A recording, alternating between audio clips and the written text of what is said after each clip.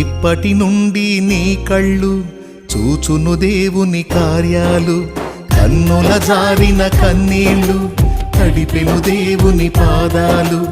ఇప్పటి నుండి నీ కళ్ళు చూచును దేవుని కార్యాలు. ఉందిలే దీవెనా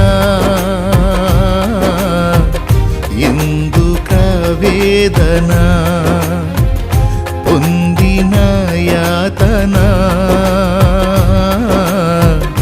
దేవుడే మరచునా. ఉందిలే దీవెనా ఎందుక వేదన.